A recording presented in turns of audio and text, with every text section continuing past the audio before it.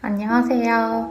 요즘 뉴스를 보면 교회 다니는 사람이 확진자가 됐다면서 계속해서 각 방송사, 신문사, 라디오 뉴스마다 발표 많이 하죠. 저를 소개하자면 일주일에 5일 내내 직장을 다니는 직장인이고요. 하루에 2시간씩 매일 버스, 지옥철을 타는 서울 시민이고요. 먹고 살기 위해서 일주일에 한 번씩 1시간 마트 가고 있고요. 쇼핑몰 일주일에 한 번씩 2시간씩 가고 있고요. 일주일에 한 번씩 교회 가고 있습니다. 근데 제가 만약 코로나 바이러스 확진자가 됐다면 뉴스에서는 이 5가지 중에서 저를 대표하는 단어로 교회를 택합니다.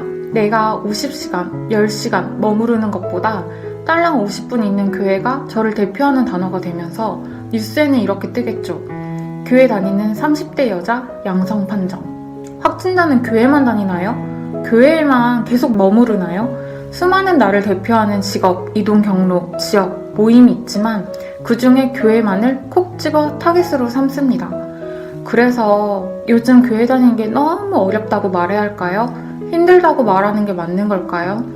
어쨌든 정부에서도 예배를 정지하기를 권고하는 명령이 내려졌고 심지어 어떤 교회는 예배를 금지하는 곳이 생겼잖아요. 예배 금지하는 거에 대해서 각 구청장이 나섰고 도지사가 나서고 서울시장, 총리까지 나서더니 이제는 대통령까지 예배를 그만해달라고 국민들에게 호소하듯이 언급하는데 뉴스를 그냥 듣는 사람들은 실제 사실과는 관계없이 기독교가 뭐 크게 잘못한 건가? 기독교 민폐다. 왜 모이지 말라고 하는데 모이고 난리야. 헌금에 미쳤구나. 등등 기독교가 바이러스의 주 원인인가? 라는 생각을 가지게 됩니다. 이런 거 보면 정말 기독교인으로서 마음이 아파요. 기독교가 온 세상 죄를 뒤집어 쓴 느낌이랄까? 죄도 없는 자들을 계속 죄 있다 말하니까 아니라고 생각하는 사람들도 그 분위기에 올라타서 어머 진짜 그런가 봐 라고 생각을 하게 되더라고요. 주일 지나고 월요일날 출근하면 팀 사람이 저한테 물어보더라고요. 예배 드렸어? 이렇게. 기독교인 저를 민폐 대상으로 취급합니다. 예수를 믿는 것만으로도 수근수근 되는 지경까지 이르렀어요. 그래서 저는 사람들이 우르르 모여있는 출근길, 지옥철도 막 화가 나고 점심 먹으러 우르르 물러나가서 줄 서서 기다리며 먹을 때도 화가 나요. 아무것도 막지 않고 있거든요. 심지어 방송국 촬영 여전합니다. 모여서 우르르 있고요. 마스크 쓰고 있는 사람, 안 쓰는 사람 같이 있고 2m 절대 안 지킵니다. 그 사람들이 2m 실천하면 카메라 앵글밖에 다 벗어나게 되는데 지금 그냥 정상적으로 방송 나오잖아요. 촬영할 때 수백 명의 스태프들 그냥 있습니다. 배우들, MC들 말해야 하니까 마스크 안 씁니다. 근데 왜 교회에서 앞에 단에서 찬양하는 사람들 설교하느라 잠깐 마스크 안 끼는 거 가지고만 난릴까요? 저는 이 부분들에 대해서 기독교인들이 예수를 믿는 자존심을 걸고 들고 일어나야 된다고 생각을 합니다. 그래서 저도 기독교인으로서 내가 할 수 있는 일이 무엇일까 생각을 해보다가 제가 있는 자리에서 제대로 된 뉴스, 국민청원이라도 주변 사람들한테 공유를 해야 되겠다고 생각을 했어요. 근데 이게 생각보다 이게 진짜 별거 아닌데 쉽지가 않더라고요. 일단 그 사람과 내가 친하든 친하지 않든 지인들과 나와의 관계에 괜히 타격이 올 것 같다라는 생각이 먼저 크게 들더라고요. 그 사람들이 나를 뭘로 생각할까? 예를 들어 뭐 극우 성향이라고 과하다고 생각할까? 왜 저래? 라고 생각을 할까? 등등 제 안에서 생각들이 많아지게 되더라고요.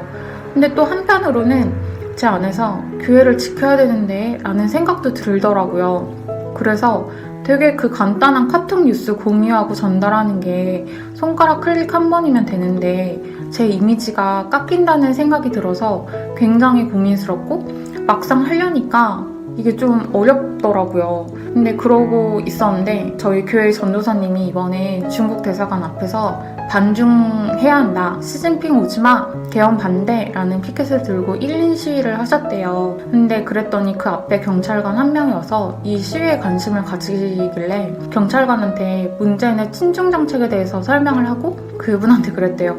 문재인이 신양복 존경하는 거 아세요?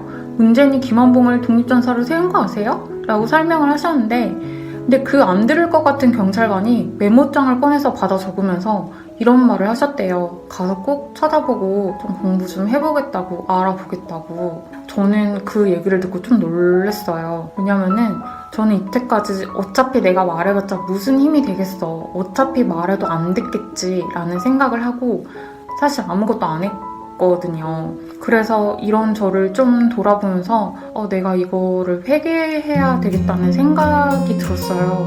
교회가 핍박을 받는 상황이고 예배가 금지된 상황인데 하나님 앞에서 나의 체면을 내세우고 나의 자존심을 내세운 거를 용서해 주세요. 그치만 내가 절대 할 수가 없으니까 주님이 진행해 주세요. 저에게 담대함을 주세요. 라고 기도를 했는데 하나님의 나라 의를 먼저 구하라 라는 말씀으로 인해서 그 다음날 갑자기 그냥 용기가 생기더라고요. 그리고 좀 잡생각이 사라졌어요. 그래서 주변 사람들한테 일단 해보자 해서 카톡 뉴스랑 첨언을 돌렸습니다. 싫어하는 사람 당연히 있죠. 근데 그런 거 생각하면 제가 할 수 있는 게 아무것도 없더라고요. 그래서 일단 해보기로 했습니다. 그래서 그들이 뭐라고 생각하든 그 결과는 주님한테 맡기기로 하고 일단은 이제 막 돌리기 시작을 했어요. 그래서 다음 편에는 그 돌린 후 그 사람들의 반응, 그 사례를 같이 공유를 하고 싶어요. 요즘 같은 때 온라인 예배가 맞냐, 현장 예배가 맞냐 고민 많으시잖아요. 솔직히 온라인 예배로 드리는 분들 중에서 마음이 100% 편하신 분 있으신가요? 좀 껄끄럽고 이래도 되는 건가? 라는 속에서 그런 궁금증, 그런 불편함 있으신 분 많지 않으신가요? 또 한편으로는 온라인 예배 드리면 믿음이 없는 거냐, 현장 예배만 믿음이 있는 거냐 라고 질문하는 사람들도 있고요.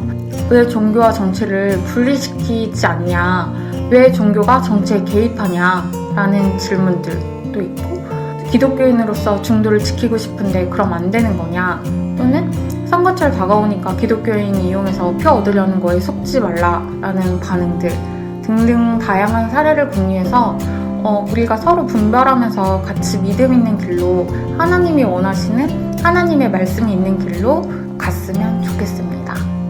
다음 영상 기대해주세요. 감사합니다.